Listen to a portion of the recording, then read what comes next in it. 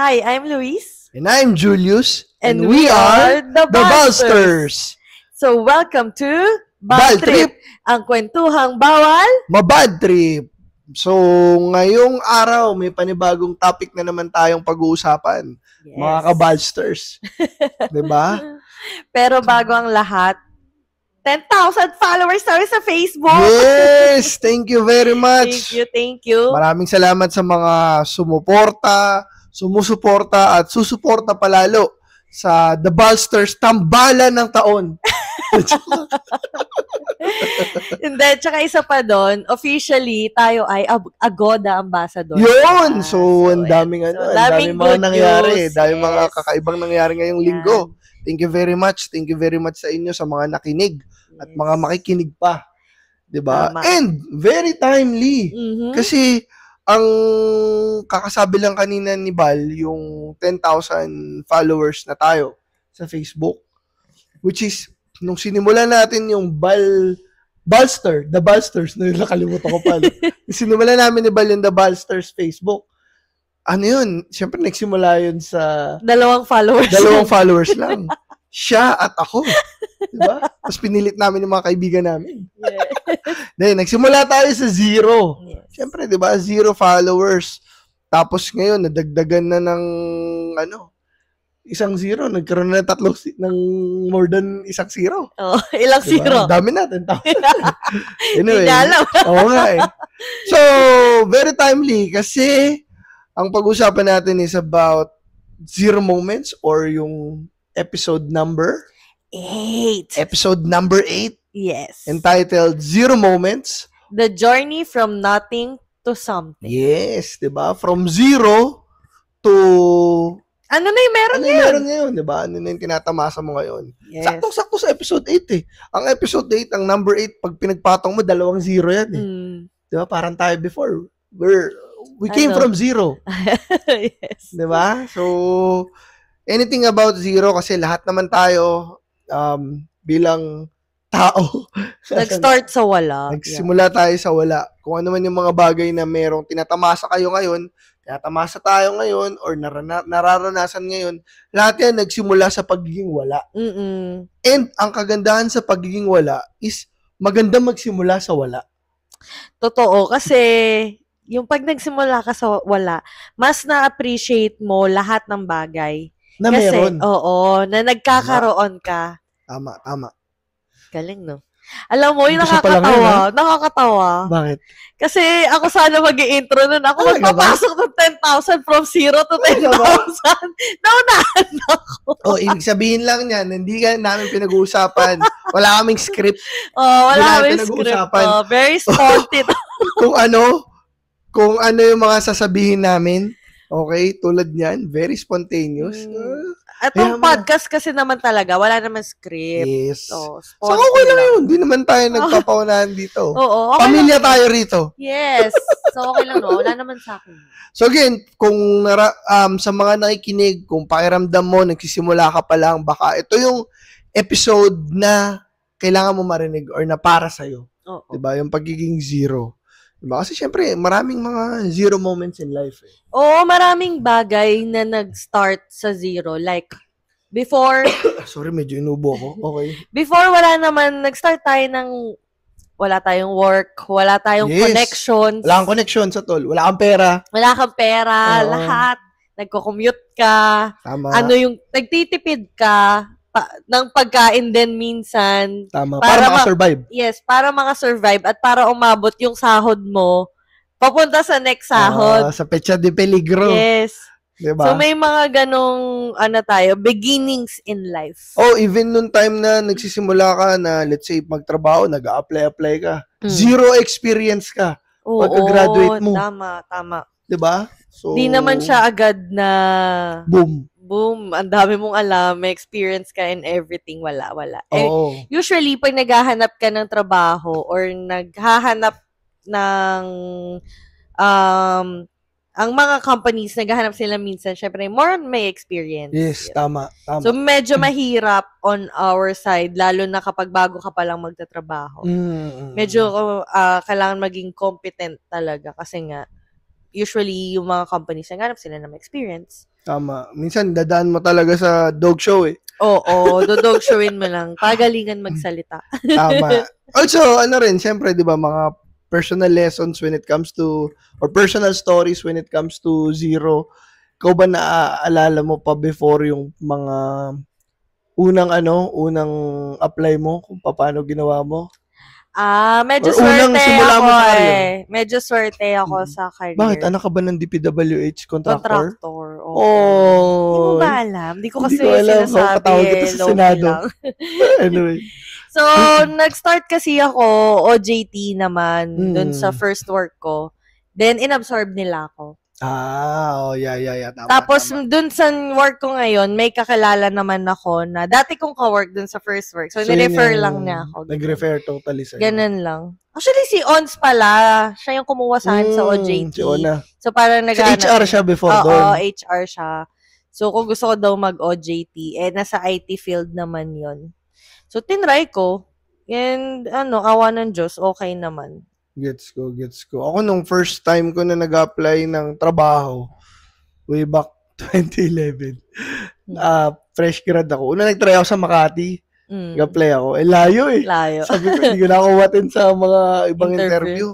Tapos may in-applyan pa ako salesman. Sa Muñoz, okay naman. Parang malapit na ako parang maganda naman yung parang rin nila nun.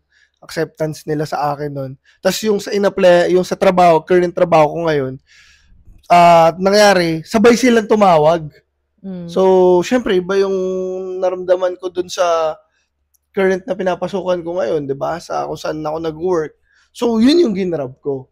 Diba? Nung time na yun. At mula 2011 hanggang ngayon, 'di ba? I'm working, 'di ba? In the same company. In the same company, in the same organization, 'di ba? Where I belong. So, it's a good experience for me kasi yun din nung nag-start ako doon from zero eh.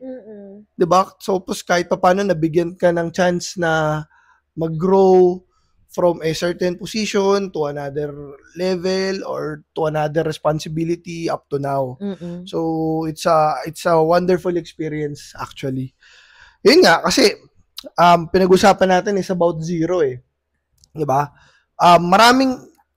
May mga iba inisip nila pag nandun ka na sa zero moments ng buhay mo or zero station or zero thing. Inisip nila yun na lang yun eh. Actually, 'di ba, ang sabi nga kapag nasa zero or nasa baba ka, nasa pinakababa ka na, there's no other way but to go up. Yes, tama. Wala ka nang ibababa. Pataas na lang. Pataas ka na. Kasi ang zero rin is starting stage nga siya actually. Oo. 'Di ba sa algebra nung element? Algebra. Okay.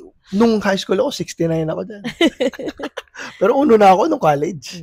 Diba? Tawag dito, di ba sa algebra, sa ganyan, kasunod ng zero? Dalawa yan eh.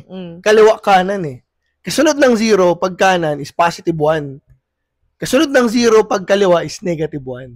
So yung zero, technically, yan yung default eh. Yeah. Beginning yan eh. So it's up to you kung you'll go into positive 1 or you will choose na tuloy-tuloy na bumagsak, magiging negative ka. Parang ganun. Galing Galing Di naman. Hindi, tsaka marami rin tayong mga life milestone na like, hindi lang sa career. When it comes to money. Ay, oo, syempre. Yan, very zero moments din. Oo, maraming zero moments din doon. Like, hindi mo alam kung sa pag-iipon, hindi naman siya nakaipon ka na agad ng malaki eh. Oo, tama. Ang start nun, zero. Wala ka pang ipon. Exactly. Nagsimula ka sa wala eh. Oo. Pero there's no time or the best time to start na mag-ipon. So, the best time to start talaga is now. Now. Tama. Yan. Correct. So, yun, hindi lang siya sa career, hindi lang sa money. Marami tayong mga life struggles din na we feel na we're down, we're at level zero. Even in relationship and in family, di ba? Sa mga loved ones natin. I mean, lalo na kung breadwinner ka, marami kang mga zero moments eh. Oo. Ikaw, parang, ano yung may mga nare-recall ka ba na parang, na ramdaman mo yung zero moments na yun? Ang dami ko na naiyak sa'yo, di ba? Bakit? Tears of joy yun Hindi, I mean, sinabi ko sa'yo. Okay, linawin natin. Sorry, kala ko, iyak ka. Yeah. Mga personal struggles. Mga personal struggles ko na, sinabi ko sa'yo, yun. Ako, before, I think one of the zero moments na na-experience ko talaga, syempre, when my father passed away, I think it's one of the pinaka masasabi ko na zero moments ko. 'Di ba? Kasi syempre iba yung alam natin 'yan, 'di ba? Parehas na when you lose someone you really love, especially a parent. It's totally different. Life will never be the same. 'Di ba? Kasi wala, parang palagi nang may kulang. So, noong time na yun, 2017, nung nawala yung father ko, biglaan din kasi yung pagkawala niya, 'di ba? So, parang in a matter of 1 week, you're at loss. Nawala ka talaga. Totally. Well, I don't think no one can prepare for that. Parang kahit sino in any other experiences. So, I think yun yung parang very zero moments ko kasi isip ko agad as a panganay, parang ikaw papalit. Oo, sobrang pressure. Paano ko anong next na gagawin ko? Pero you put pressure to yourself. Yes, kasi totoo. wala naman nagsasabi sa'yo na gawin, gampanan mo yon. Totoo. Ikaw lang yung ako nagsabi. Lang mismo. Oo. To the point na parang may mga times noon na parang na-frustrate talaga ako. Tapos sinabihan ako ni mami noon ng airmats ko na, ano ka ba? Wala naman nagsasabi sa'yo na ganito. Di ba? Nakwento ko yun sa'yo, di ba? Yeah. So, bakit ko nasabi? It's because minsan, may mga, from your zero moments in life, importante rin talaga yung support group na meron kayo. Totoo yun. I think yun yung nakakatulong para kahit papano, yung mga downtime mo, yung mga rock bottom moments mo, may kasama ka. Kahit papano, medyo yung kasama mo kasi, yun yung maghihila sa'yo. Yes, tama. Yeah. Kasi minsan may mga times na hindi natin kaya na mag-isa. Oo. Diba? So, tama yung sinabi ni Bal, kailangan mo rin ng someone na tutulong sa'yo maghila dun sa kinalalagyan mong zero space or zero place. Parang ganun.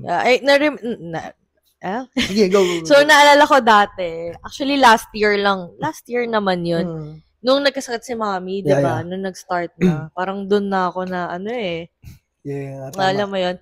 Tapos parang, wala na, pinag-pray ko na lang. Kasi parang, out of hands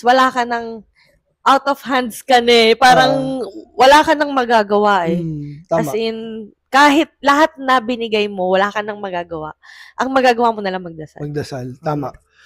Parang naalala ko nga, may nakita ko sa linya-linya. Sabi nila, parang, pag sagad na daw, sagad na. Yeah. Diba? Pag sagad ka na sa mga nangyayari sa'yo, sa mga pinagdaanan mo. Oo. At di na kaya ng isip mo, di na kaya ng sarili mo. Tulad ng mga ginawa natin, dinaan na lang natin sa panalangin. Kay God na. Diba? Ang galing, very witty. Totoo. Pero yun, parang when you experience zero moments talaga sa buhay. Hindi siya madali talaga. Kasi emotionally, mentally, draining siya. Exactly. As in, syempre, kasama na yung physically eh. So, lahat yan magsasabay-sabay na kapag doon na nagsa-start kasi yung in-anxiety ka na, nade-depress ka na. Kasi feeling mo wala ka ng direksyon. Diba? Parang, ano na mangyayari sa akin? Hanggang dito na lang ba ako? Diba? May mga ganong bagay. Minsan, may mga zero moments din na example. You have something before. You have lots of things. Then, all of a sudden, nawala. Let's say, nalugi ka sa negosyo, or nawalan ka ng trabaho, or naghiwalay kayo. DPWH contractor ka, tapos ngayon, nabuking na kayo, ganun. Karma mo yun. Tawag dun. Diba? From 31 billion to diba? Anyway. So, yun din, parang ganong bagay. Yung mga, minsan, yung mga, tawag dito, moments na hindi ka zero. Sobrang taas ng mga narating. Tapos biglang nawala. Kumbaga, nasa high ka naman. Nasa high ka. Oo. Nasa height. Bigla kang nawala. Bigla kang naging zero. Masakit din yun eh. Sobrang sakit dun eh. Oo. Diba? May kilala akong mga ganyan before. Like, meron siya mga business before.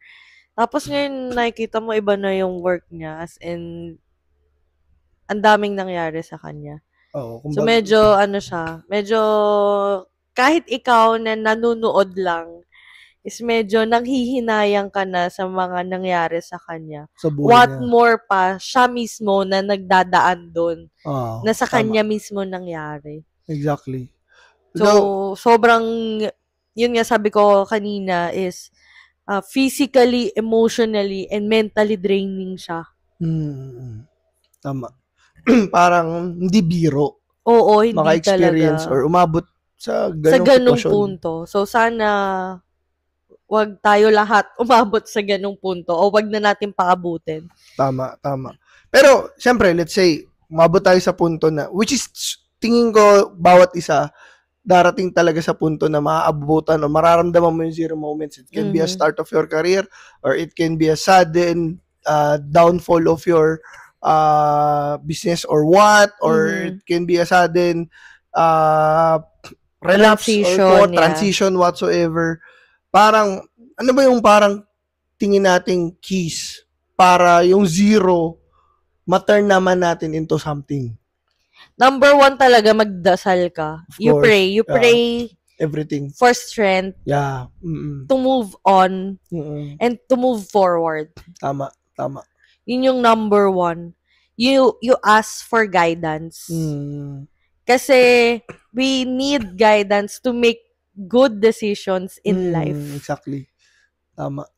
Ayun. Saka, tawag dito, minsan pag sobrang cluttered na ng isip mo, hindi na talaga kaya ng sarili pananaw mo eh. Hindi ka na rin nakakapag-desisyon ng maayos. Tama. Kapag sobrang, parang nakukulta na yung utak mo.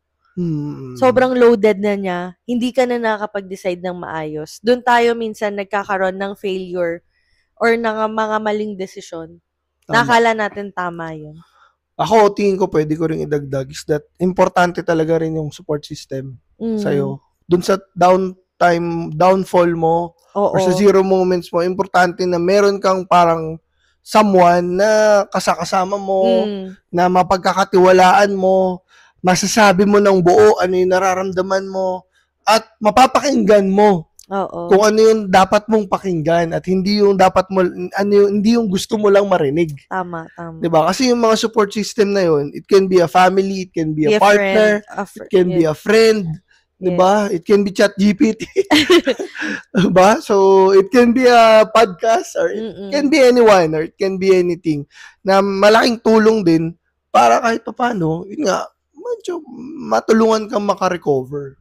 Yeah, and then also, dyan mo rin makikita yung mga person or mga tao na totoo sa'yo, natutulong sa'yo na genuinely na gusto ka talaga tulungan. Totoo.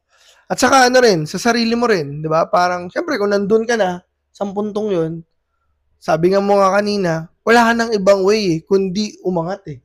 Yes. Di ba? So, paano na ako? Ano nang kailangan kong gawin? Wala na akong choice, kailangan ko na gawin lahat. Parang ganun.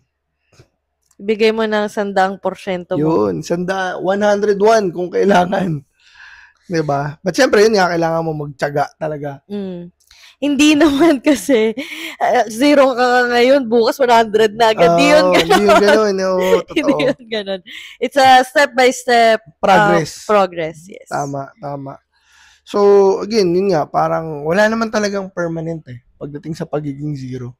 Di naman yan yung parang, diba, finish line na ng bawat isa. Ang buhay naman natin tuloy-tuloy eh. So, hindi paiba-iba yung nangyayari. Even sa isang araw, we are at highs minsan, and meron namang araw we are at our lows. Yeah. Tama. So, I guess parang isa yun sa mga yung ibang tao kasi, natatakot sila na maging zero. Diba? Well, obviously, nakakatakot naman talaga. Oo. Diba? Wala namang may gusto. Pero syempre, ano rin parang minsan, pag dumaan ka talaga sa sitwasyon na yun, dun ka lalo mas tumitibay Oo. Tsaka hindi ka naman bibigyan ni Lord ng challenge ng hindi mo kaya. Exactly. Tama. Sabi nga nila, 'di ba, pag humingi ka ng humingi ka na gumaan yung problema mo, binibigyan ka niya ng hindi naman niya aalisin agad yung problema mo Bibigyan ka niya ng opportunity paano mas magiging matibay lalo. Tama. 'Di ba? Parang gano'n. Parang yung isa nga din, saan ko ba nadinig yun? Parang when you ask for strength, God will not give you strength. So, He will give you challenges para maging mas strengthen yung sarili mo. Tumibay. Totoo yun. Tama. Ano pang mga takeaway natin dito? Ako, takeaway ko rin dito, yun nga, parang yung rock bottom, sabi ko kanina, hindi siya end, but it's totally the foundation ng sarili mo moving forward. Parang ganun. Kayang-kaya yan. Kayang-kaya. Basic yan. But marami din naman tayo struggles in life. Syempre, yung mga struggles, minsan hindi naman yan nakikita physically lang Hindi naman porket nakangiti ako ngayon. It doesn't mean na parang wala. Oo, na wala akong pinagdadaanan, na wala akong problema. Hindi yun ganun. Meron lang mga tao na magaling magdala. Pero ito rin pala, minsan masarap din balikan pag na-experience mo yung zero at one moment in your life, tapos wala ka na dun sa zero, pag binalikan mo, hindsight, ang marirealize mo na parang ang layo na pala ng narating ko. Kinaya ko pala. Oo, yun naman yung masarap sa feeling. Yun naman yung fulfilling doon. Kaya pala full feelings. Oo. Kasi nakikita mo na yung from zero to what you have right now. Kung paano ka nag-improve. Oo. Hindi lang yung, anong tawag doon? Hindi lang yung tangible things. But also yung wisdom mo, how you see life, yung perspective mo. Tama. So, mga ganong bagay, ang laki, makikita mo na malaki rin yung growth mo. Tama. Example, parang kung dati nagko-commute ka to travel, ngayon kahit paano nakaka-experience ka ng makasakay ng eroplano, makapag-travel sa ibang lugar na pinapangarap mo lang, tapos yung pinapangarap mo yun, binabalik-balikan mo na, in a sense. Sa Pilipinas, di ka nagko-commute. Sa Japan, nagko-commute. Sa ibang bansa, nagko-commute ka. Wala naman ka doon. Diba? So, yung from before dati, diba? From MRT to Shinkansen and all. Diba? So, sobrang laki na nung tinalon kung titingnan mo. Dati, pumipila ka sa MRT, sa LRT, makasakay lang for God knows how many hours. Mo ang... Diba? Ilang pawis ang antay mo, ilang siksikan yun. Alas 6 pa lang na umaga, lapot ka na. Tama. So, from there, if you imagine how long or how far na yung narating mo. Or, let's say, before parang namumroblema ka pa from 0 days na paano mo masusupport yung family mo. Ngayon, kahit pa paano, nagkakaroon ka na ng oras na mailabas sila. Hindi man mabigay yung sobrang lavish lifestyle tulad ng mga Nepo babies. Oo, nasumasakay sa private sa private jet. Yes. Diba? Pero at least kahit pa paano, as long as you can provide. Nakakain na tayo ng masarap. Nakakain ka na ng masarap, nakapag-provide ka na ng something for your loved ones. Oo, diba? With the best that you can. Nakakapag-outing na. Or you can buy something with your hard-earned money. Yes. Diba? You can enjoy anything with your hard-earned money. So, it's a milestone Oo, hindi lang siya simpleng sa atin kasi, especially if, yun nga, we started from zero. So, yung mga ganong bagay, iba na yun sa pakiramdam Totoo. Na dun mo makikita at marirealize na how blessed and how fulfilling it is na nagagawa mo na yung mga bagay na gusto mo ngayon na hindi mo naman nagagawa at gusto mong gawin talaga dati. Totoo. Tama ka dyan. Kaya nga, yun nga, every something, nagsimula naman lahat sa wala eh. Oo. So, wag kang matakot mag-umpisa sa wala. Huwag kang matakot magsimula ulit. Oo. Diba? Lahat tayo, kapag may natatapos, laging may magsisimula. Tama. So, I guess, parang it's a short topic for us. But, yun din, nga pala, may mga nagpapa-shoutout sa atin. Actually, ito isa-shoutout natin. Siya yung nag-recommend ng topic na to. Nasa ka-office mate ko, friend ko. Talaga ba? Oo, nagtawag dito. Kaya natin kaya thank you tayo dyan. Kasi nalakad ako sa pantry. Wala tayo. Topic niya naman yung ganito. Ganyan. Kasi ito, nagsimula rin to sa wala. Nagsimula siya from zero. Tapos ngayon, kahit papano, maganda na yung buhay niya. Ngayon, masaya lalo yung family na meron siya. Diba? She's a mother already. Diba? So, shout out natin to. Okay? 1, 2, 3. Hoy, Shin! Thank you! Thank you very much, Chosun. Chosun, tawagan namin yan eh. Diba? For recommending this topic.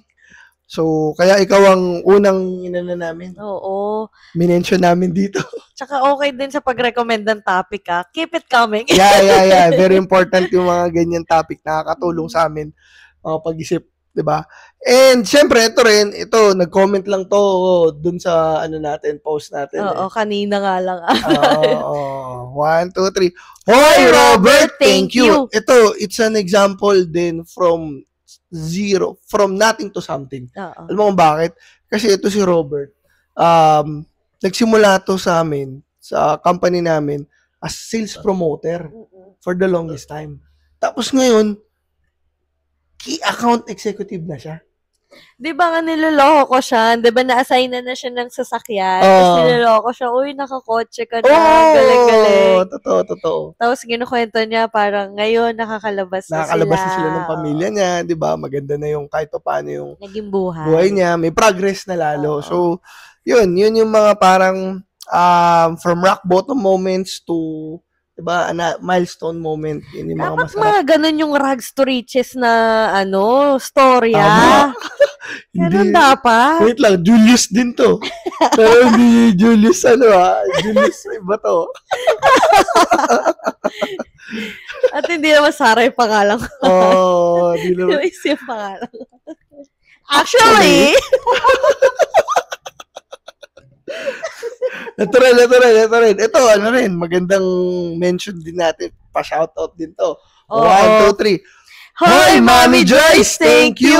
Ayan. Na-inspire daw sila gumawa ng podcast. Yeah. Kaya congratulations dun sa kanina. Yung first episode ng podcast sila lumabas na kanina. Tama, yung Layover Lounge. Congrats to Layover Lounge. Yes. Pakinggan nyo, panoorin nyo sa YouTube.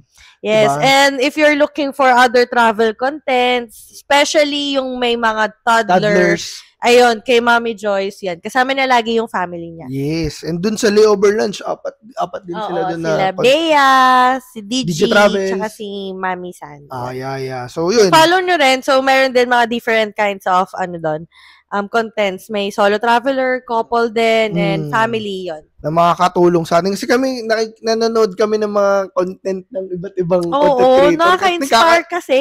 At the same time, nagkakaroon din tayo ng idea, di ba? So, it's a sharing of, sa community of sharing. Yes. Tapos, naalala ko lang din, in fairness sa travel community na mga content creators, talagang tutulungan ka nila. So, lahat tayo paangat. Ganon sila. Walang may iwan sa baba. Yun. So, sobrang thankful kami doon.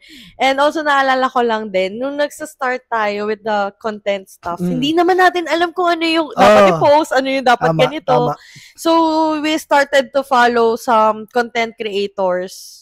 Then, doon kami nagka-idea kasi pinapanood namin yung mga ginagawa nila. So, doon nag-start na kahit papano nagkakaroon na ng direction at saka laman yung The Balsters. Yun. Yes. Yun. And maraming salamat din sa inyong lahat kasi kayo yung sa mga nakikinig sa atin, di ba? Na, kasi kayo yung parang nag-fuel sa amin, di ba? Na from 0 to 1 to 10 to 100 to 1,000, 10,000, and whatsoever, so forth. And diba? Especially, ito nga podcast, diba? So, from walang pang podcast to episode 8. 8, di ba? So here we are now. Hopefully, makaabot tayo ng episode 10,000. Oo, marami pang episode. marami pa. So again, yung when it comes to zero moments in life, 'di ba? Hindi naman nakakayang magsimula sa wala eh. Oo. Hindi nakakahiyang magsimula kahit Walang-wala ka. walang-wala ka, kahit anong edad, Yes, tama. kahit anong klaseng race, kahit ano, Kahit anong estado mo. kahit anong estado mo, walang masama at hindi nakakahiyang magsimula ulit. Tama. So again, it's a short topic. So, I hope may mga may mga natutunan kayo, may mga napulot kayo. Sana hindi 0. Kahit 1, 2. Oo, kahit naman 1, may matutunan kayo sa podcast.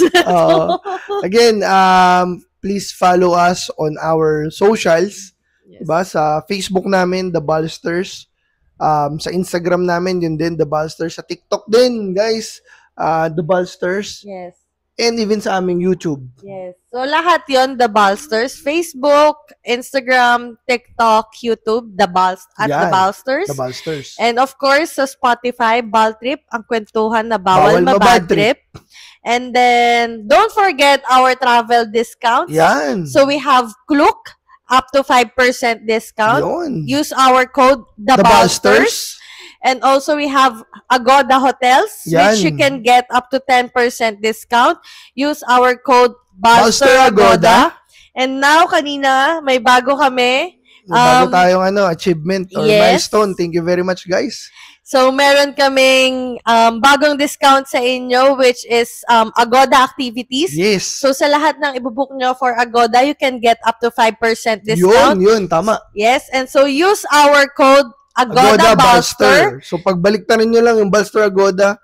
Pag sa hotel, activity naman is Agoda Balster. Yun. So, ganun lang siya para madali nating tandaan lahat. Tama. So, yun lang, guys. Thank you for always listening and watching us. And sana may natututunan naman kayo kahit papano. Tama. Once again, this is Bal Julius. And I'm Bal Luis. And we are the Ballsters. Again, this is Balltrip, ang kwentuhang bawal mabadtrip. Yun lang. Maraming salamat. Thank you always and always. Goodbye! Bye!